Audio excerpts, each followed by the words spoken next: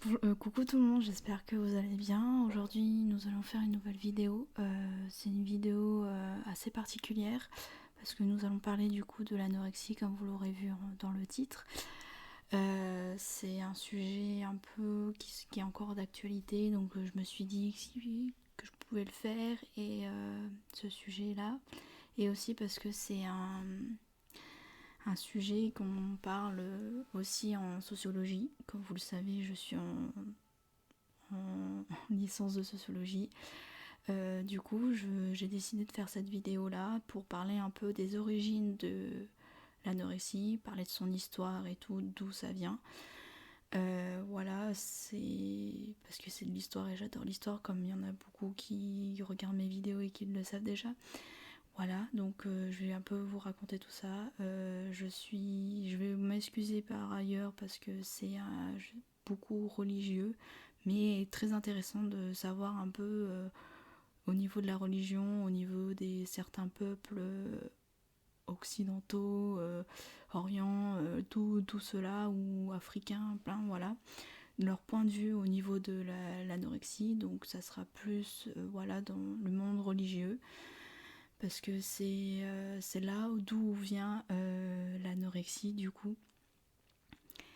Et nous allons particulièrement parler du coup de l'anorexie mirabilis. C'est un truc assez miraculeuse, une anorexie miraculeuse dans le monde du coup de la religion. Donc tout d'abord, je pourrais préciser que d'abord l'anorexie, c'est un sujet qui va toucher principalement les hommes. Donc c'est très masculin de base dans la religion parce que voilà, c'est plus les hommes qui pratiquaient les cultes et tout, c'était eux les plus importants. Bon ça, vous vous en doutez bien, c'est toujours l'homme en premier. Donc voilà, et c'est principalement des hommes ascétiques. Je vous mets la définition là. Ils, on les en fait, les ascétiques, c'est ceux qui vont principalement vouloir se rattacher à l'âme et du corps, donc tout ce qui est dans le spiritisme. Et du coup, ils vont chercher là, suite à des jeûnes, donc des jeûnes, c'est ceux qui vont essayer de moins manger et tout, voilà, de contrôler un peu leur alimentation pour pouvoir un contrôle sur leur corps spirituel, quoi, du coup, pour avoir cette envie d'aller au paradis et tout, voilà.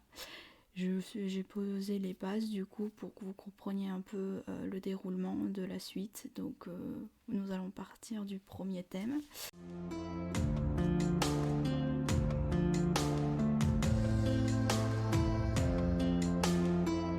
Ça, bien sûr, la Grèce antique, ça vient de là principalement parce que c'est l'Antiquité, donc ça part de là. Donc quand on pense Antiquité, on pense à la Grèce antique. Et je l'ai déjà dit plusieurs fois.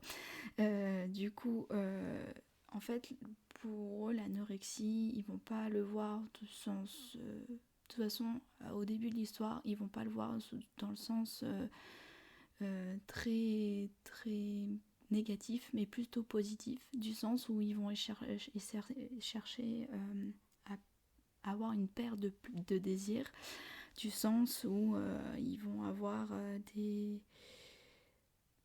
dans leur vie en fait des périodes assez courtes où ils vont essayer de moins manger pour pouvoir déjà avoir un corps plus svelte, il paraît, plus svelte. Donc ça sera plus les athlètes de JO qui vont faire cette pratique de jeûne. Je dis ce mot jeûne parce que c'est qui sortait beaucoup de mes recherches. Donc le jeûne va être beaucoup plus utilisé par les athlètes dans les JO pour leur préparation. Et il y a un médecin du coup qui va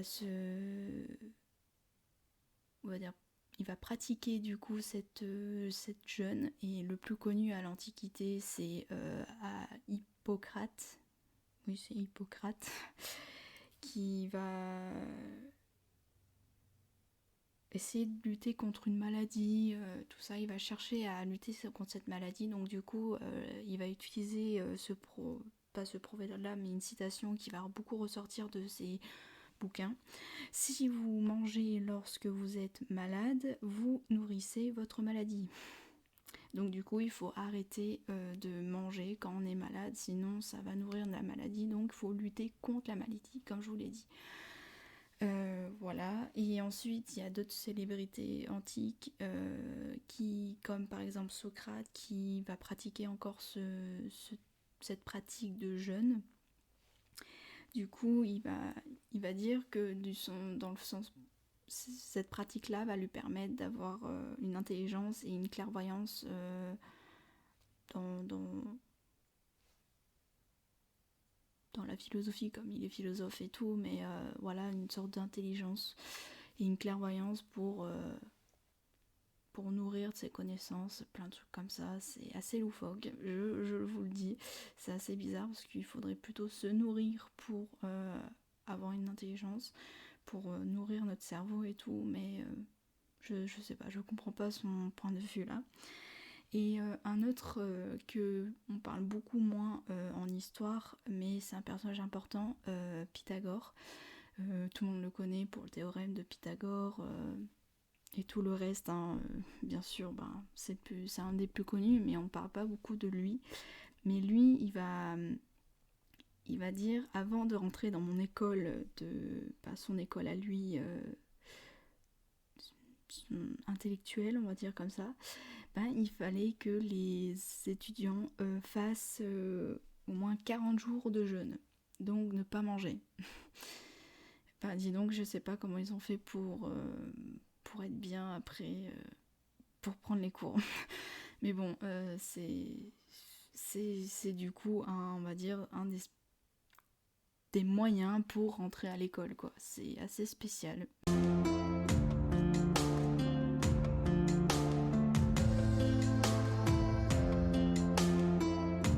Il y a un autre peuple à l'Antiquité, en 1600 avant Jésus-Christ. Je vais plutôt parler des peuples africains qui, eux, par contre, ont un côté négatif suite à la pratique du jeûne. Du coup, il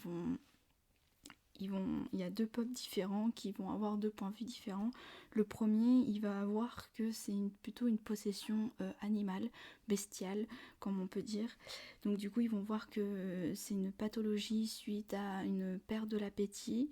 Et du coup, ils vont voir que sur un exemple qui est assez troublant, que moi je trouvais ça bizarre, mais ça je m'en doutais un peu. Sur la femme par exemple, ils vont s'appuyer sur la femme de la possession bestiale, pardon, du sens que si elle mange pas, son utérus va venir errant. Donc il va prendre le contrôle du corps et avoir une pression sur les organes, donc il va prendre possession du corps, quoi. Donc du coup, ça va venir une possession bestiale du sens sexuel et tout, plein de trucs comme ça. Donc voilà, c'est plus les femmes qui vont être un peu visées du sens si elles ont une perte d'appétit, ça veut dire qu'elles sont possédées, quoi. Et il y a un autre peuple, les Wolofs. Je vous mets du coup quel peuple c'est. Et du coup, c'est pour eux, par contre, c'est une possession démoniaque. Par contre, c'est pas bestial comme l'autre peuple que je n'ai pas le nom, mais du coup, c'est complètement le contraire. Et du coup, ils vont penser que c'est un esprit maléfique qui vont posséder leur corps. Oui, ça c'est troublant. Ils vont appeler ça le rab. Le rab, c'est l'esprit démoniaque qui possède le corps de la personne. Et ils vont pratiquer des sortes d'exorcismes africains, surtout appelé le rituel de Nadob. Nendop.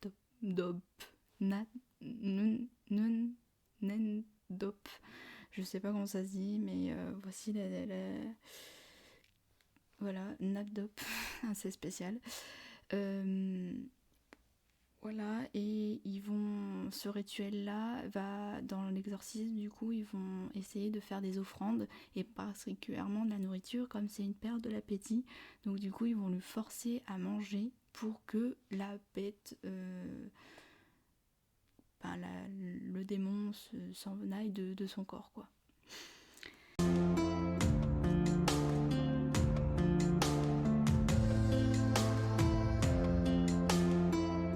À partir du Moyen-Âge, là on va voir que ça va plus être des femmes qui vont être beaucoup plus ciblées, pas comme les Africains où c'est juste un peuple des Africains, pardon, un peuple africain, pardon, qui disait que c'était des femmes, du coup. C'était les femmes qui étaient plus possédées, une possession animale. J'arrive pas du tout à parler. Voilà, et du coup, nous là, on va voir que en Angleterre principalement, ou à Rome, dans les pays occidentaux, que les femmes, il va y avoir des premiers cas de décès à partir de 1880, non, 388. En 388, il va y avoir les premiers cas de décès de femmes suite à des pratiques de jeûne. Et il y a pas une anecdote, mais une histoire assez, pas troublante, mais assez spéciale. Par exemple, je vais vous faire deux exemples. Celle-là, c'est la moins connue, mais Jérôme de Stridon, qui était à ascétisme et qui pratiquait l'abstinence sexuelle, a décidé de faire un séjour de 3 ans à Rome. Et à partir de là, il va rencontrer des femmes, il va s'entourer de femmes et tout, même s'il a fait abstinence sexuelle. Et du coup, il va voir que les femmes vont être fascinées par ces merveilleuses paroles et tout, qu'au bout d'un moment, les femmes vont décider de suivre à la lettre ses conseils. Donc suite à ça, il y a des femmes qui vont pratiquer le jeûne, du coup, de la perte d'appétit, moins manger et tout. Et du coup, c'est à partir de là qu'il y a eu vraiment des décès suite à cette pratique de jeûne. Et du coup, ce qu'on peut s'appuyer, c'est qu'au Moyen-Âge, il n'y a eu pas beaucoup de témoignages, parce que c'est pas un sujet qu'on va beaucoup rester, surtout les historiens vont pas étudier principalement ce phénomène-là, parce que c'est pas celui qui se dégage le plus. Celui qui va le plus se dégager, bien sûr, au Moyen-Âge, c'est la peste, la guerre, les croisades, la famine, voilà, et ils vont plus s'appuyer sur ça pour dire que voilà, il y a eu des morts. Mais ils vont pas s'appuyer qu'il y a des pratiques religieuses où ils vont pratiquer du coup la pratique de jeûne. Je dis beaucoup pratique dans la phrase, c'est génial. Du coup, on va voir au fil du temps que les femmes de plus en plus vont essayer de se sacrifier auprès de Dieu, du sens sacrifier, ils vont faire des sacrifices, et du coup ils vont essayer d'imiter le Christ, du coup de faire les mêmes pratiques qu'avait le Christ avant de mourir, du coup. Donc tout ce qui est abstinence sexuelle, auto-flagellation, qui est s'autocritiquer, du coup, et faire un jeûne volontaire, donc être volontaire à ne pas manger. Et suite à ça, il va y avoir des pratiques assez loufoques, du sens où les femmes vont dormir sur des lits épineux. Ça doit être très désagréable pour dormir dessus. Et bonjour le sang un peu partout. Voilà, c'est Et le plus horrible, et vraiment ça je ne sais pas comment ils ont fait à l'époque, vraiment pour bien pousser bien plus loin cette pratique là, ils vont essayer de manger des bubons, des scrofeules. Je vous ai mis la définition parce que j'ai pas envie d'en parler, c'est assez dégoûtant. Voilà, donc ils vont prélever sur des malades, du coup ça sera leur seul repas. Super. Voilà, c'est assez gore, je suis désolée. C'est voilà leur seul repas. Et ils vont bien sûr pratiquer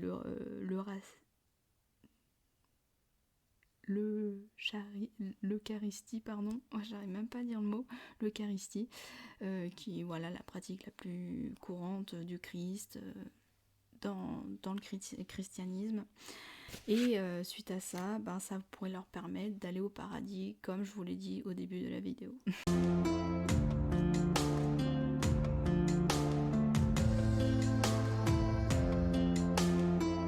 Il y a un personnage qui va beaucoup ressortir dans le monde religieux et de l'anorexie, du coup, dans l'anorexie principalement Mirabilis. Voilà, j'arrive à le dire, Mirabilis. Je veux rajouter aussi qu'il n'y a pas que l'anorexie mirabilis, il y en a d'autres qui sont apparues dans l'histoire, mais c'est celle qui est plus courante, donc j'ai décidé d'en parler parce que c'est celle qui ressort le plus. Et du coup, dans cette anoxia, je vais plus le dire comme ça, anoxia mirabilis, il y a un personnage très important, qui est beaucoup symbolique à ces pratiques. Du coup, Catherine de Sienne, qu'elle s'appelle, c'est une sainte en Italie. Du coup, je vais vous parler un peu de son parcours. Donc, ça se passe au XIVe siècle. Si je dis pas de bêtises, oui, XIVe siècle. Et du coup, à partir de sa jeunesse, quand elle va faire des sortes de jeûnes rigoureux, mais sans excès, voilà, elle va manger à sa faim, mais sans trop manger. Voilà, elle va essayer de réguler un peu, de pas trop manger, mais elle va quand même essayer de manger, mais pas les quantités moyennes que devrait manger un individu. Voilà, et à partir de 16 ans, c'est là où elle va faire une sorte de conversation mystique avec le Christ, qui va lui dire une conversation mystique, voilà, où elle va commencer à vraiment être dans la pratique régulière de la Bible, de la messe et tout. Je sais pas tous les mots, je ne connais pas tout le vocabulaire. Mais du coup, suite à ça, elle va moins manger, elle va encore plus enlever des aliments qu'elle va plus manger. Et principalement, elle va manger du pain, de l'herbe crue et de l'eau. Et après 5 ans plus tard, voilà, je vais revenir sur le Christ, du coup, c'est là où elle va voir plein d'apparitions du Christ, qui va lui dire d'abandonner complètement son style de vie et de transmettre la bonne parole. Voilà, grâce à tout ce qu'elle a fait, le jeûne régulier qu'elle faisait et tout, plein de trucs comme ça. Et du coup, suite à ça, elle va perdre complètement l'appétit, mais vraiment. Elle va vraiment plus du tout manger, elle va faire toujours son rituel de prière et tout, elle va faire que ça, sans rien manger. Et elle va moins manger, elle va quand même un peu manger du pain, comme je vous l'ai dit, l'herbe et tout, elle va vraiment continuer, mais elle va perdre plus en plus l'appétit et moins manger du coup de ce qu'elle devrait manger, le pain et l'herbe, elle va moins en manger, donc elle va perdre l'appétit. Je m'embrouille dans mes mots. Et du coup, à 25 ans, après 5 ans, à 25 ans plutôt, quand elle a eu 25 ans, elle va complètement arrêter son régime et elle va plus manger l'hostis. Elle va manger que ça. C'est pas du tout nourrissant, mais pas du tout. Et après, à 30 ans, 5 ans après, du coup, elle va arrêter de boire de l'eau complètement. Plus du tout boire de l'eau, du tout. Et ben, suite à ça, de plus boire de l'eau et tout, parce que c'est important de boire de l'eau, surtout, ben, au bout d'un moment, ben, elle est partie, quoi. Elle a disparu, quoi. Vous avez compris. Voilà, donc elle est partie au paradis. Ce qui est dit, c'est qu'elle est partie au paradis suite à toute cette ambition de suivre les principes du Christ.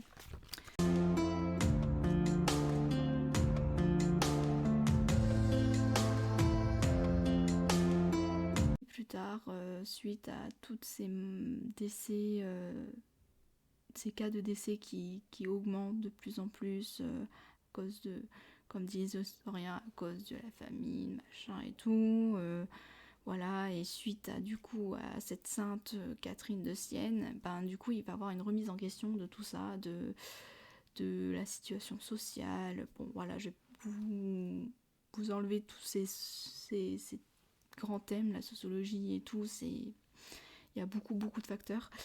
Et du coup, ben, principalement où le protestantisme va aussi changer aussi, parce que en sociologie on va voir aussi que le protestantisme a beaucoup de facteurs et beaucoup la cause, la pratique du protestantisme, et c'est beaucoup la cause sur l'anorexie, sur le suicide et tout comme ça. C'est la sociologie. Et on va plus y définir cette anorexie, cette pratique de jeûne, comme une possession démoniaque, comme pour les peuples africains. Voilà, et du coup, c'est à partir du XVIIIe siècle que là, il y a beaucoup de médecins, de psychiatres, de psychanalystes, tout comme ça, qui vont dire que c'est une maladie et non pas une possession démoniaque, comme Morton et Darwin. Je vais vous enlever les détails de tout lors de leur étude. Après, il y a un Français qui était psychiatre, c'est Louis-Victor Marcet. Je ne sais pas si vous le connaissez. C'est lui qui va vraiment voir que l'anorexie, c'est une anorexie de maladie mentale. C'est lui qui va définir l'anorexie comme un trouble mental, un trouble mental.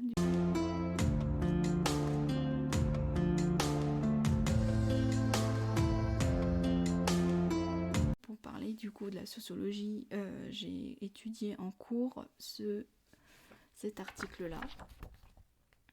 Voilà, c'est un article que j'ai beaucoup étudié. En fait, c'est un sociologue, Xavier Molena, qui s'appelle du coup l'anorexie, un fait social. Et il va se baser du coup sur le livre de Muriel Darmon, Devenir anorexie, une approche sociologique. Voilà, on va expliquer toutes les classes sociales, d'où on va plus penser que c'est plus les classes populaires qui vont être anorexiques, mais en fait pas du tout, c'est aussi des classes dominantes, plein de trucs comme ça. Mais principalement, elle va voir suite à des entretiens qu'elle aura fait pour faire son ouvrage du coup. Muriel Darmon, suite à ces entretiens qu'elle aura fait avec des personnes anorexiques, il y a plusieurs étapes dans cette pratique-là de l'anorexie. C'est bizarre de dire pratique, mais voilà, ceux qui vont vraiment se restreindre niveau appétit et plein d'autres raisons aussi. Du coup, il y a plusieurs étapes, il y en a au moins 4. Mais tout d'abord, elle va parler beaucoup dans son article que l'anorexie est définie comme une déviance, donc une déviance qui est en dehors de la norme, tout ce que j'ai déjà expliqué plusieurs fois dans mes vidéos. Voilà, c'est ce qui est hors de la norme et qu'on va beaucoup mettre des étiquettes, stigmatiser et tout.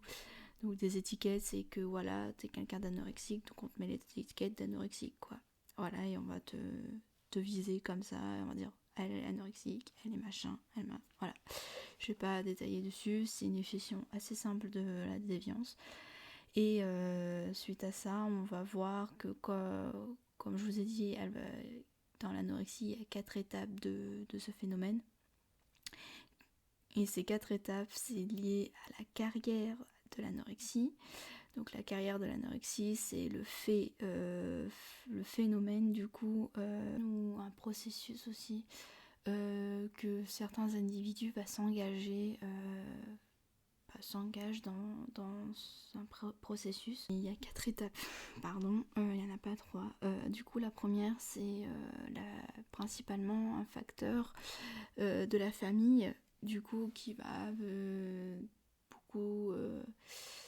beaucoup dire, pas des critiques, mais beaucoup de remarques sur le corps de quelqu'un, sur sa manière d'être, et trucs comme ça, qu'au bout d'un moment, du coup, l'individu va se lancer dans ce processus-là, dans cette carrière de l'anorexie. Et ça y est, j'arrive plus à trouver mes mots. Et du coup, ça va suivre un processus. Et par la suite, là, la famille va s'inquiéter. Il va dire, là, il va mettre l'étiquette que ça va pas du tout. Donc du coup, ça va les inquiéter encore plus. Ils vont essayer de dire, ah non, ça va pas, essayer de manger plus. Je sais pas, voilà, t'es toujours aussi grosse souvent. Il y a beaucoup de trucs comme ça. Machin, ils vont bien appuyer dessus. Et voilà, et ça va faire encore plus démoraliser la personne, plus lui faire du mal psychologiquement, que du coup elle va encore suivre ce processus là qui va aussi toucher du coup tout ce qu'il y a autour d'elle aussi, le travail, les cours, les relations sociales, tout ça, ça va tout toucher du coup, et du coup ça va encore plus bloquer, donc du coup elle va encore plus se restreindre, donc du coup ouais, c'est un processus de fait social. Voilà, de fait social. Donc je vous mets la définition de fait social qui est très important parce que c'est un fait social, l'anorexie. Donc du coup, ça va faire un processus, donc elle va se bloquer de tout. Et par la suite, ça va plus se voir que ça ne va pas, que voilà, son corps est en train de changer, que voilà, son corps est au plus bas, on va dire.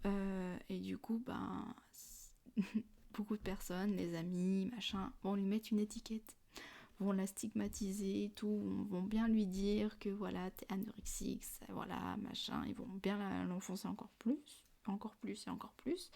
Du coup, ça va encore engendrer encore plus la chose, en fait. Donc du coup, c'est un phénomène encore plus, donc il y a aussi les amis qui vont prendre le lot, la famille qui va être encore plus là et tout, donc ce phénomène social, du coup, on voit bien que c'est les autres qui ont un impact sur la personne.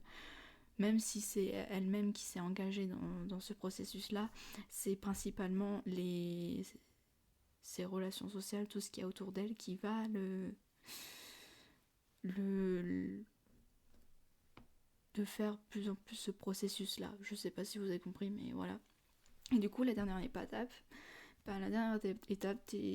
vas être hospitalisé, du coup, dans un hôpital psychiatrique. J'espère que vous avez compris l'histoire de l'anorexie, même si c'était surtout sur des propos religieux, mais parce que ça vient principalement de toutes les pratiques religieuses, l'anorexie. Voilà, donc j'espère que ça vous a plu et je vous dis à la prochaine dans une nouvelle vidéo. Donc n'oubliez pas que chaque histoire laisse des traces et évolue constamment. Ciao.